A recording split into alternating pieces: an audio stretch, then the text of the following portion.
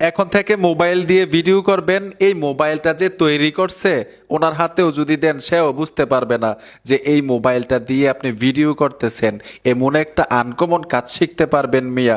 অনেক জায়গায় কিন্তু আমরা যাই, ওইখানে ভিডিও করা নিষেধ থাকে। যখনই ক্যামেরাটা ওপেন করে ঠিক এরকমভাবে ধরেন তখন বুঝতে পারে যে আপনি ভিডিও করতেছেন, অথবা আপনার হাত থেকে ফোনটা টান দিয়ে নিলেই বুঝতে পারবে যে ভিডিও করতেছেন।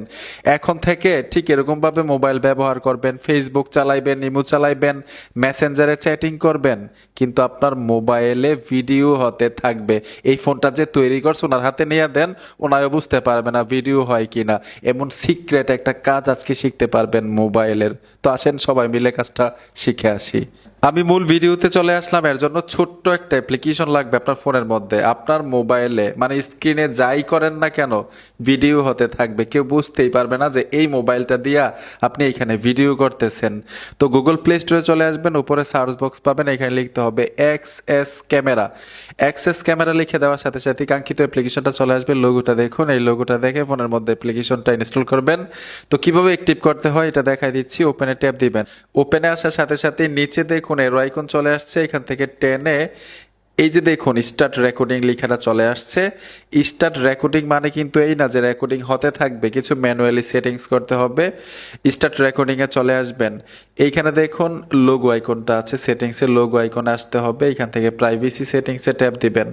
প্রাইভেসি সেটিংসে আসার পরে প্রথম সেটিংসটা হচ্ছে সেভ টু গ্যালারি, মানে ভিডিওটা হওয়ার পরে অটোমেটিক আপনার গ্যালারিতে সেভ হয়ে যাবে, এটা আপনি অন দিয়ে দিবেন। তারপর হচ্ছে দ্বিতীয় অপশনটাতে ট্যাপ দিবেন, এইখানে টাচ করে নিচে একটা সেটিংস লেখা আছে, এই অপশনটাতে ট্যাপ দিতে হবে। আমি নিচে দিয়ে রাখলাম, তার মানে হচ্ছে অ্যাপের লোগোটা পর্যন্ত দেখা যাবে না যখন ভিডিও হবে। দুইটা সেটিংস শেষ, ব্যাক চলে আসবেন। এখানে দেখুন ক্যামেরা অ্যান্ড ভিডিও সেটিংস, এই অপশনটাতে ট্যাপ দিবেন। যখন ভিডিও করবেন, আপনি যেই প্লেসে ভিডিও করতে যাচ্ছেন আপনার পিছনের ক্যামেরা দরকার হবে না, সামনের ক্যামেরা দরকার হবে, এটা আগে থেকে সিলেক্ট করে রাখবেন। ধরুন আমি এখন ফ্রন্ট ক্যামেরা দিয়ে ভিডিও করব, মানে সামনের ক্যামেরা দিয়ে, তো আমি ফ্রন্ট ক্যামেরা দিয়ে দিলাম। তারপর লেখা আছে রেকর্ড অডিও, মানে সাউন্ডটা নিতে চাচ্ছেন শব্দগুলো যেখানে ভিডিও করবেন, আমি অন দিয়ে রাখবো। তারপর ব্যাক চলে আসবেন। ব্যাগে আসার সাথে সাথে এখানে দেখুন স্টার্ট ক্যামেরা লেখা আসছে, স্টার্ট ক্যামেরাতে চলে আসবেন। কিছু পারমিশন দিতে হবে, এই অপশনটাতে ট্যাপ দিবেন।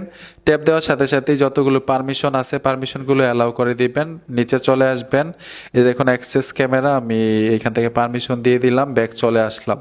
সম্পূর্ণ কাজ শেষ। এখন যদি স্টার্ট ক্যামেরাতে ট্যাপ দেই, ফ্রন্ট ক্যামেরা দিয়ে ভিডিও হতে থাকবে আমার। এই যে দেখুন আমি ভিডিও করতেছি, এইখানে আমি স্ক্রিন রেকর্ড করতেছি, তো এর জন্য আমার ভয়েসটা নিবে না, কিন্তু ভিডিও হচ্ছে। এই যে দেখুন আমি বের হয়ে আসলাম, এ দেখুন আমি মানে ফেসবুকে চলে গেলাম, ভিডিও কিন্তু হচ্ছে।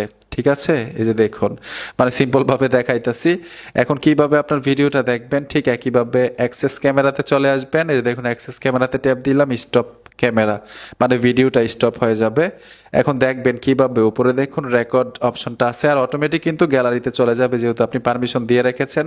রেকর্ডে চলে আসবেন, এই যে দেখুন আমার ভিডিওটা আপনাদেরকে ইজিভাবে দেখাচ্ছি।